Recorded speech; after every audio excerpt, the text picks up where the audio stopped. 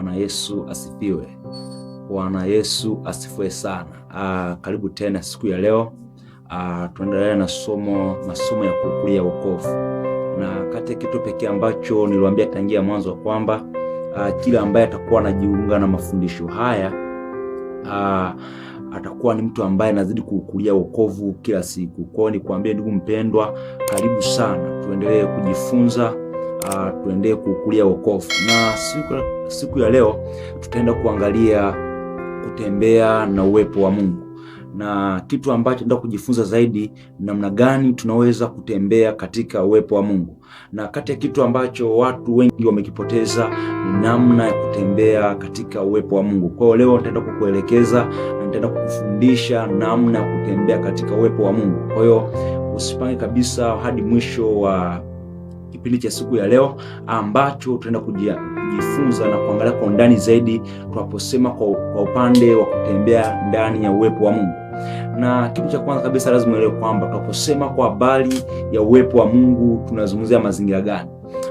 Naposema kwa habari ya uwepo wa Mungu, maana yake huu hapa ni udhihirisho wa nguvu na utendaji wa Yesu Kristo ndani ya maisha ya watu. Kwa tunapoona utendaji wa nguvu za Mungu ndani ya watu, tunaona hapo kwamba hapa sasa kuna uwepo wa Mungu. Kwa hiyo kitu pekee ambacho kinadhihirisha kwamba hapa kuna uwepo wa Mungu ni ile hali ya kuona kwamba hapa sasa kuna udhihirisho wa nguvu za Mungu. Kwa moja sasa tuende kuangalia namna ya kutembea katika uwepo wa Mungu. Na ili uweze kutembea sawasawa kwenye uwepo wa Mungu, kuna vitu lazima uvifahamu. Na kitu cha kwanza kabisa kukifahamu ili tuweze kutembea kwenye uwepo wa Mungu, nitaenda kuzungumzia kwenye ibada halisi. Nitaenda kuelekeza kwa habari ya ibada halisi. Na kama kuna kitu ambacho kinazidi kupotea katika ulimwengu wa leo, basi ni njaa ya mambo ya kiroho. Kwa kwenye kuzungumzia ibada halisi, nitaenda kuangalia upotevu wa njaa ya kiroho ndani ya waamini. Hata wale ambao moja kwa moja wanamwamini Yesu Kristo, kitu ambacho kimepotea ndani yao ni ile njaa ya mambo ya kiroho. Hatari kubwa zaidi ni kwamba hata wale ambao wamemwamini, wanasema kwamba wanamwamini Mungu, lakini ndani yao wamekuwa hawana ile shauku kuu ya kujifunza mambo kuhusu Mungu. Kwa hiyo leo naenda kukuelekeza kuhusu ibada halisi. Na nimesema kwamba kwenye ulimwengu wa leo kitu ambacho kimepotea ndani ya watu ni kwa habari ya njaa ya mambo ya rohoni, maanake mambo ambayo yanamhusu Mungu. Kwa hatari zaidi ni kwamba hata wale wanaokiri kuwa wanamwamini Mungu, yaani kama kanisa, wamenaswa katika mtego huu, maanake ile njaa ya mambo ya Mungu imepotea ndani yao. Kwa hiyo moja kwa moja watu wamekosa kumpatia Mungu ile ibada halisi. Watu wana njaa ya mafanikio, wana njaa ya fedha, wana njaa ya shughuli zao, wana njaa ya mali. Hao mambo sio mabaya, lakini mambo ya rohoni kama ibada, kufunga na kuomba, upendano katika ndugu, kusoma neno la Mungu na vitu kama hivyo vimepotea ndani ya watu wengi sana. Maanake wamepotezea ule uhalisi wa kumwabudu Mungu katika roho na kweli. Kwa hiyo kitu ambacho kilikuwa ni ibada kimepotea ndani ya maisha ya watu. Kwa ibada halisi imepotea ndani ya maisha ya watu. Kwa hiyo tutaenda kuangalia namna gani tunaweza kutembea kwenye uwepo wa Mungu. Na ili tuweze kutembea kwenye uwepo wa Mungu, lazima mahali hapo tuweze kuwa na ibada halisi.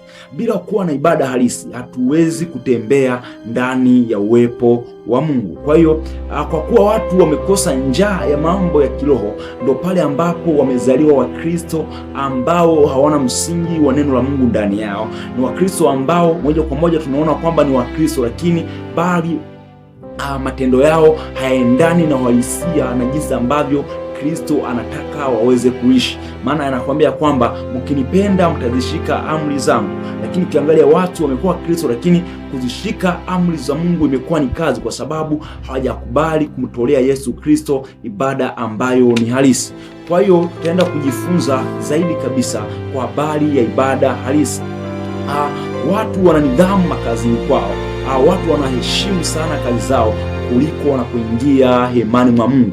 kulipo wanapoingia kwenye ibada. Kwa hiyo watu wanakuwa na nidhamu kazini kwao, wanao nidhamu kuheshimu vyao vyao au kuheshimu mambo ambayo wanayafanya kuliko kuheshimu yale mambo ya Mungu.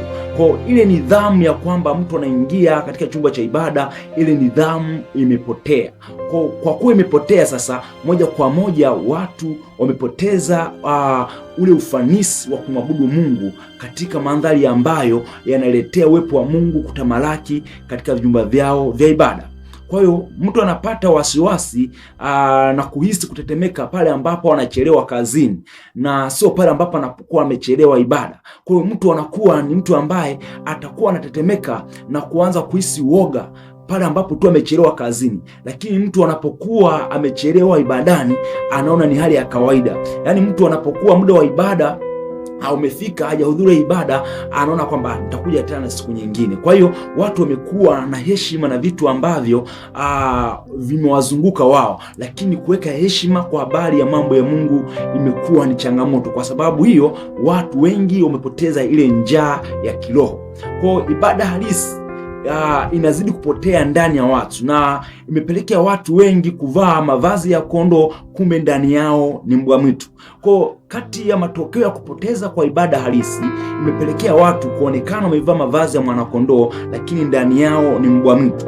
Naposema kuvaa mavazi ya mwanakondoo lakini ndani yao ni mbwa mwitu, na maanisha kitu gani mahali hapa? Kwamba watu wamekuwa ni watu ambao wanaingia makanisani, ni watu ambao wanakusanyika kwenye makongamano ya ibada, lakini ukiangalia matendo yao hayaendani na jinsi ambavyo Kristo anataka tuweze kuenenda. Kwa hiyo watu wanaonekana kama wanakondoo lakini ndani yao ni mbwa mwitu, kwa sababu hawaishi ile kweli ya neno la Mungu. Kwa sababu kama huwezi kuheshimu mambo ya kiungu, mambo ambayo yanahusiana na Mungu wetu, moja kwa moja hauwezi kutenda sawasawa na vile neno ambavyo linakutaka uweze kutenda.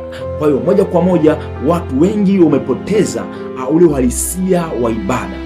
Kwa watu wengi wamebaki katika kanisa kama sehemu ya kuficha maisha yao. Yaani wanasali kama desturi tu ya kawaida, kwamba kwa kuwa ni Jumapili anaenda ibadani, na vyumba vya ibada vimekuwa vikijaa siku ya Jumapili na siku ya Jumamosi. Zimebaki tu ndio siku tu za ibada, lakini siku zingine za katikati mtu anakutenga saa moja au hata dakika 20 za kuanza kumwomba Mungu binafsi. Hiyo hali imepotea ndani ya maisha ya watu. Kwa hiyo hapo ni changamoto mojawapo ya kwamba watu wamesahau namna ya kuweza kuishi ndani ya tumaini au ndani ya kumtegemea Yesu Kristo. Kwa hiyo kitu pekee ambacho unatakiwa kujua kwamba ili uweze kutembea kwenye uwepo wa Mungu, lazima ukubali kumpatia Mungu ibada halisi. Kwa maana watu wengi wanakuwa ibadani lakini moja kwa moja yuko intention. Yaani mtu yuko ibadani, yuko anaabudu, muda huo simu yake inalia hapo, au muda mwingine mtu hawezi kujua kwamba huu muda wa ibada, haheshimu ibada. Yaani mtu yuko tayari kuheshimu vikao vya kawaida ambavyo vinafanyika hapa duniani kuliko kuheshimu muda ambao ameutenga yeye kwa ajili ya kumfanyia Mungu ibada. Kwa hiyo hapo ni changamoto ambayo imepelekea watu wengi kutembea nje ya uwepo wa Mungu. Na ili tuweze kutembea ndani ya uwepo wa Mungu ni pale tu ambapo tutaanza kumtolea Mungu ibada ambayo ni halisi. Na ili uweze kumtolea Mungu ibada ambayo ni halisi, lazima ujue kwamba yeye mwenyewe anatuambia kwamba unaposoma kwenye ile Yohana ile sura ya 4 mstari wa 24, anatuelekeza Mungu ni roho, nao maabuduo yawampasa kumwabudu katika roho na kweli. Kwa ukishajua kwamba Mungu wetu ni roho, nao wanaomwabudu yeye inawapasa kumwabudu katika roho na kweli. Kwa unapokuingia kumwabudu Mungu, lazima kubali yeye, kumwabudu yeye katika roho na kweli. Na katika ndani ya moyo wangu ninaamini ya kwamba ni shauku yangu, kwenye moyo wangu naamini ya kwamba ni shauku yangu, pia natamani sana, ni shauku ya moyo wangu Mungu aweze kujumlia kizazi cha watu ambao wanampendeza yeye katika ulimwengu huu. Yaani Mungu pia ni tumaini lake, pia ni imani ya Mungu kwamba anatamani ulimwengu wote aufanye watu wampendeze yeye, na katika kizazi hiki kuwa mmoja wa watu ambao watakubali kuinuka, ambao watakubali kumpendeza Yesu Kristo. Kwa hiyo lazima ukubali, na umechagua fungu jema kujifunza mafundisho haya. Kikubwa tu ni kujifunza mwanzo wa mafundisho haya hadi mwisho wa mafundisho haya, kwa sababu utakapofanya hivyo moja kwa moja hadi unamaliza mafundisho haya utakuwa ni mojawapo ya watu ambao moja kwa moja watakuwa wameenda to the peak, wamekuwa kiwango kikubwa zaidi kwa habari ya kumjua Yesu Kristo. Kwa hiyo nikwambie kwamba wewe tu nikubali kujifunza mafundisho haya, na Mungu akujalie kuyafikia matarajio zaidi sana katika kuwa na shauku ya kumfanyia Mungu ibada ambayo ni halisi. Namna gani ambavyo unaweza kurejesha ibada halisi? Namna gani ambavyo unaweza kumrejeshea Mungu ibada halisi? Na ili tuweze kurejesha ibada halisi mbele za Mungu, kuna vitu ambavyo lazima tuvifanye ili tuweze kurejesha ibada halisi machoni pa Mungu. Unaposoma Biblia kwenye kitabu cha Mathayo ile sura ya 5 mstari wa 6, anasema kwamba heri wenye njaa na kiu ya haki, maana hao watashibishwa. Heri wenye njaa na kiu ya haki, maana hao watashibishwa. Kwa hiyo kutoka katika mstari huu tunajifunza mambo kadhaa muhimu ambayo yatakusaidia wewe kurejea katika uhalisia wa uwepo wa Mungu, au kurejea katika uhalisia wa ibada halisi. Na ili uweze kurejea katika ibada halisi na katika ibada ambayo inampendeza Mungu, lazima moja kwa moja uweze kukubali kutembea katika mstari huu. Na katika mstari ambao utatuongoza hadi kumaliza mafundisho haya, tunajifunza, naenda kuchambua huu mstari, na nitafundisha pia namna gani unaweza kufasiri maandiko kwa kusaidiwa na Roho Mtakatifu. Lakini hapa nitaenda kuelekeza kwa habari ya kifungu hiki kwenye ile Mathayo sura ya 5 mstari wa 6. Kati ya mafundisho ambayo Yesu Kristo alikuwa akifundisha mlimani, aliwaambia wanafunzi wake na mkutano pia kwamba heri wenye njaa na kiu ya haki, maana hao watashibishwa. Tuende kuangalia maana ya njaa kiroho. Anaposema heri wenye njaa, hapa azungumzii njaa ya chakula, anazungumzia njaa ya kiroho. Na nimesema ili tuweze kurejea kwenye uhalisia wa kutembea ndani ya uwepo wa Mungu, lazima tukubali kuwa na njaa ya kiroho. Na nitaenda kukuelezea maana 3 kuhusu njaa ya kiroho. Na maana ya njaa ya 3 kuhusu njaa ya kiroho, ile ya 3 ni ambao ni bora zaidi, na itakufanya wewe sasa uweze kurudi kwenye uhalisia wa kumpatia Mungu ibada halisi. Twende kuangalia maana ya kwanza kuhusu njaa ya kiroho. Naposema kuhusu njaa ya kiroho, maana ya kwanza, hii inamaanisha kwamba ni shauku kubwa ya ndani ya kumtaka Mungu au mambo ya Mungu. Kwa hii ni maana ya kwanza kabisa naposema njaa ya kiroho. Unaposema njaa ya kiroho, maanake ni shauku kubwa ya ndani ya kumtaka Mungu au mambo ya Mungu. Na unaposema kwa habari ya shauku ni hamu ya kutaka kupata kitu au tamaa ya kujua jambo. Hiyo ndio maana ya shauku. Na kwa kuwa njaa au kuwa na njaa ya kiroho ni kuwa na hamu kubwa ya kuwa karibu na Mungu, maanake katika uwepo wake. Kwa mtu yoyote ambaye moja kwa moja ndani yake ameexperience ile hali au shauku ya kutamani kuwa karibu zaidi na Mungu, moja kwa moja huyu mtu anakuwa ana njaa ya kiroho. Kwa hiyo maana ya kwanza kwa habari ya njaa ya kiroho nimesema ni shauku kubwa ya ndani ya kumtaka Mungu au mambo ya Mungu. Na unaposemea kwa habari ya njaa ya kiroho, na ili uweze kuwa nayo, lazima moja kwa moja ndani yako uwe na ile hali ya kutamani kufanya mambo ambayo yanampendeza Mungu wakati wote. Lazima ufanye ile mambo ambayo yanampendeza Mungu wakati wote.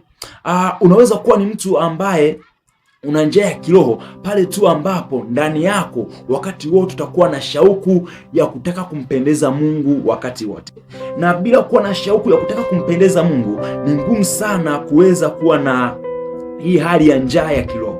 Na kati ya mtu ambaye atatembea kwenye uwepo wa Mungu kwa kiasi kikubwa sana, ni yule mtu ambaye atakuwa na njaa ya kiroho. Nimesema kwamba nitaenda kuelekeza maana tatu kwa habari ya njaa ya kiroho. Nimekwisha kuelekeza maana ya kwanza kwa habari ya njaa ya kiroho, nikasema kwamba ni shauku ya kuwa au ni shauku kubwa ya kutamani ndani yako kumtaka Mungu au kumjua Mungu zaidi ndani ya maisha yako na kufanya vile vitu ambavyo vinampendeza Mungu. Nimesema hiyo ni maana ya kwanza kwa habari ya njaa ya kiroho.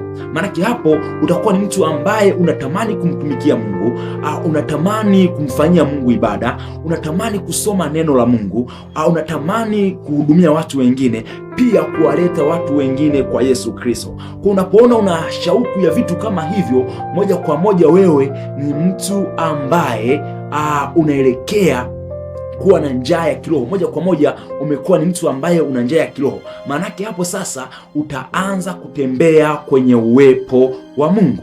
Kwa hiyo tafasiri ya kwanza kwa habari ya njaa ya kiroho unaweza kusema kwa hali hiyo, na tafasiri ya pili kuhusu njaa ya kiroho unaweza kuifasiri kama ifuatavyo. Na naposema kwa habari ya njaa ya kiroho ni shauku ya kutaka kwenda zaidi ya vile ambavyo umewahi kusikia au kufundishwa kuhusu Mungu. Kwa unapokuwa na shauku ya kutaka kwenda zaidi ya vile ambavyo umeelekezwa au kufundishwa kuhusu Mungu, unapotaka kwenda extra, maana moja kwa moja wewe umekuwa na njaa ya kiroho. Karibia watu wote wanajua kuhusu Mungu, na pengine waliwahi kusikia au waliwahi kufundishwa na kuelekezwa au kuambiwa habari zake.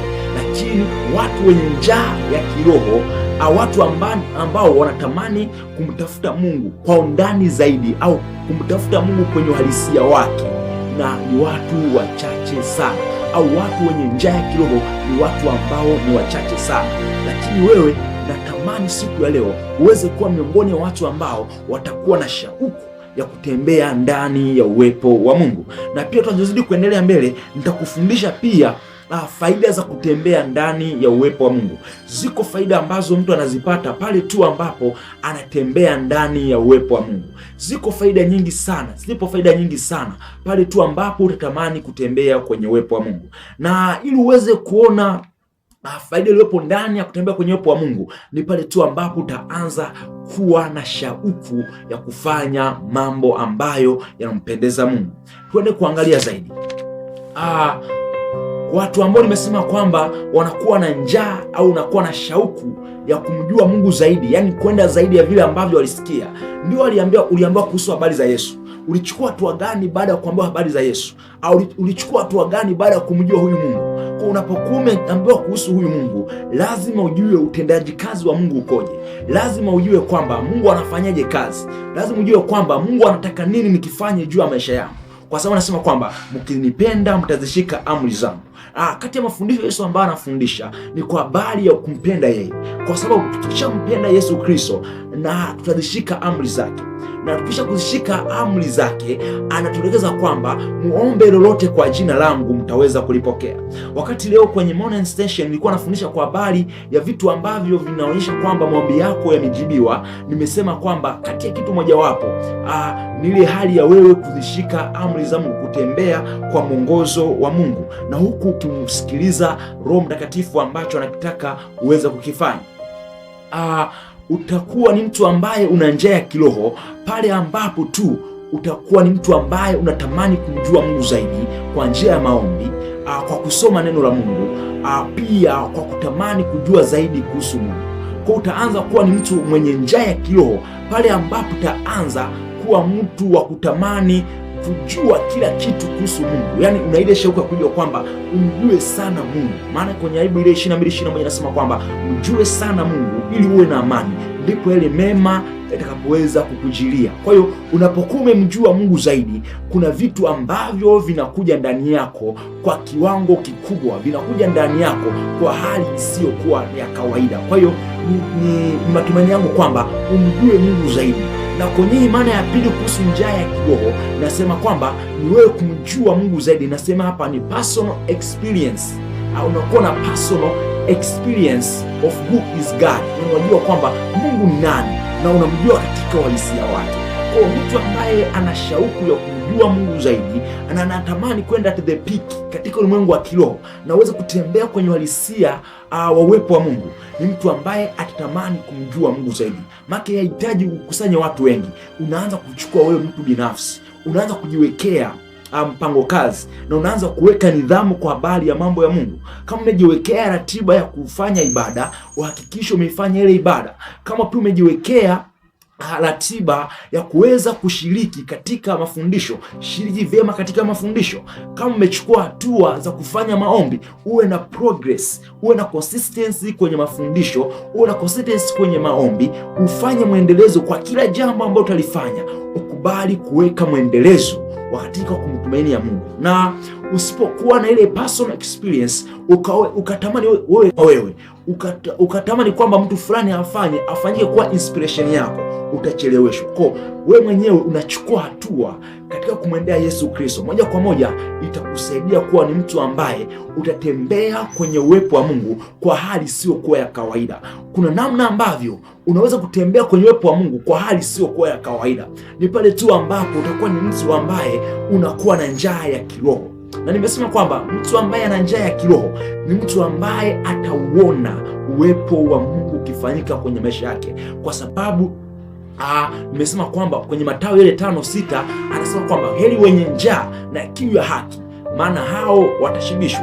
Kwa hiyo ukiwa na njaa ya mambo ya kiroho, moja kwa moja Yesu Kristo ambacho anakiangalia ni ile shauku yako ya ndani, ni ile shauku yako ya ndani ambayo unayo ndani yako. Ile shauku yako ya ndani ndo ambayo inakuvutia wewe sasa kuweza kupata kile kitu ambacho unakihitaji, kwa sababu unaposema kwa habari ya shauku, nimesema kwamba ni hamu ya kutaka kupata kitu. Unapokuwa na shauku, maana moja kwa moja una hamu ya kutaka kupata kitu. Kwa mtu mwenye hamu ya kutamani kupata kitu fulani, moja kwa moja ataweka mkakati, ataweka mpango kazi, ambao mpango kazi ataufuatilia. Sio tu kuufuatilia, hapana, atazidi kufanyia kazi kila siku, maana anakuwa na progress. Kama amejiwekea ratiba ya kufanya maombi, ni mtu ambaye atazidi kudumu katika maombi, atakuwa na mwendelezo wa kufanya maombi. Kama ni kwa habari ya kusoma neno, atakuwa na mwendelezo wa kusoma neno la Mungu.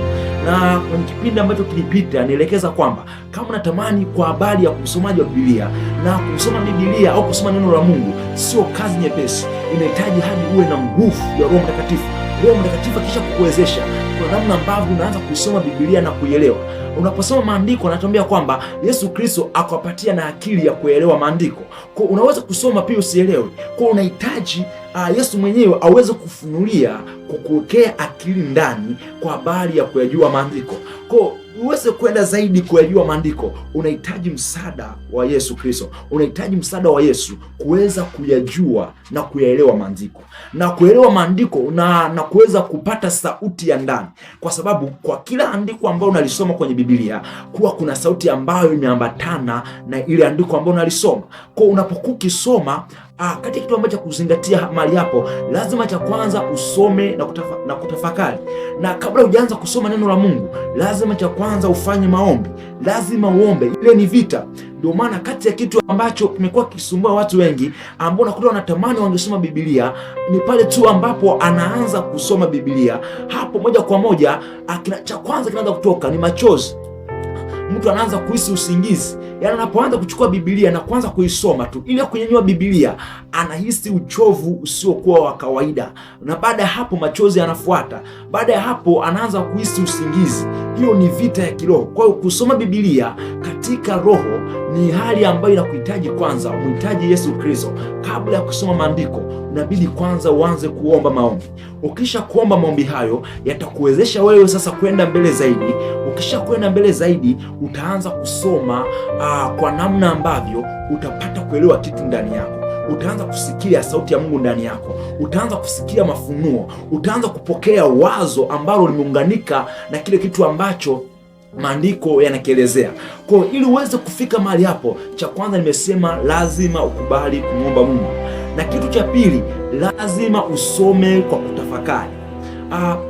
Hatusomi neno la Mungu kama gazeti, lakini lile ni neno la Mungu ambalo ni halisi. kwa sababu neno la Mungu li hai, tena lina nguvu, tena ni kali kupita upanga wote ukatao kuwili. Kwa unapokuwa unasoma neno la Mungu, usilisome kama gazeti, usilisome kama journals, usilisome kama kitabu kingine. Unaposoma Biblia lazima ujue kwamba hili ni neno la Mungu ambalo ni halisi, na pale moja kwa moja ni sehemu ambayo unaenda kukutana na Mungu. Kwa lazima ukubali. Ukisha kubali kwamba hapa ndio kusoma neno la Mungu, lazima usome kwa kutafakari.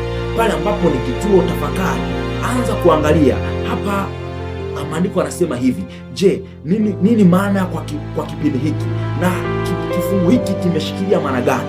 Pia unapokuwa ukitafakari maandiko, moja kwa moja utaanza kupata ustawi ndani yako. Utaanza kupata ustawi ambao huo ustawi utakuletea wewe kumjua Mungu vilivyo kwa viwango visivyokuwa vya kawaida.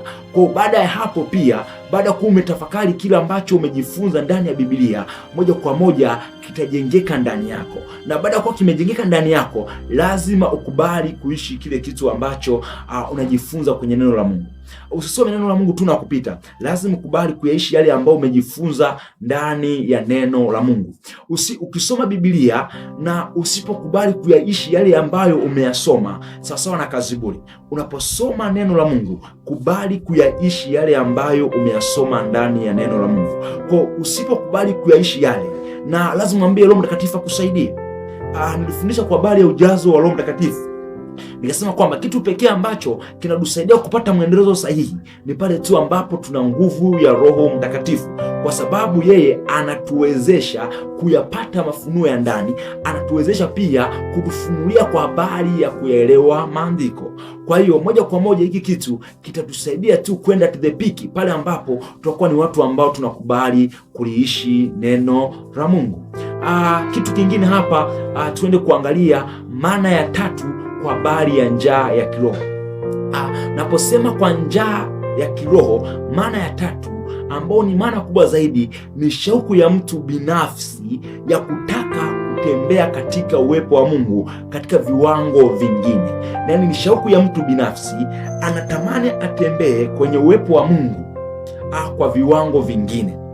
Kwa mtu binafsi anakuwa na ile shauku ya ndani, ambayo shauku ya ndani anatamani atembee kwenye viwango ambavyo sio vya kawaida, viwango ambavyo ni vya juu zaidi katika uwepo wa Mungu. Na utaanza kuwa na njaa ya kiroho pale ambapo utaanza kuhisi kwamba kuna viwango zaidi ambavyo unapasa kwenda na kumjua Mungu zaidi.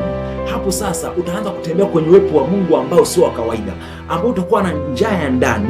Unatamani, kuna viwango ambavyo unatamani katika hivyo uweze kutembea na uweze kumwona Mungu zaidi, sio tu kumwona Mungu kwenye hali ya kawaida, kwa sababu watu wengi wamekuwa wakiridhika na watu wengi wamekwisha kuridhika, hawatamani kumjua Mungu zaidi, na ni watu ambao wanaingia kanisani kwenda na kutoka, ni watu ambao wanaingia kwenda na kutoka, lakini hawajatamani kumjua Mungu zaidi. Nikwambie, kati ya kitu ambacho kitakusaidia baada ya kuwa na ile shauku ya ndani ya kumjua Mungu zaidi, kitu ambacho pekee kitakusaidia ni ile shauku yako ya ndani kutamani, wewe mtu binafsi unatamani umjue Mungu zaidi. Kati ya kitu ambacho nilijifunza zaidi kipindi nasoma kitabu ambacho kimeitwa kwamba Prayer Open the Door. Prayer Open the Door. Hiki kitabu ni kitabu ambacho kinifungua uwanja mpana wa kuelewa maandiko, kwamba unapokuwa unatamani kitu kitokee kwenye maisha yako, unatamani kitokee moja kwa moja, lazima uchukue hatua ya kile kitu uweze kukifanikisha kiweze kutokea. Kwa unapokuwa umechukua hatua sasa za kumwendea Yesu Kristo na unatamani utembee kwenye uwepo wa Mungu, ni pale tu ambapo utaanza kuwa ni mtu ambaye unaanza kutamani umjue Mungu zaidi.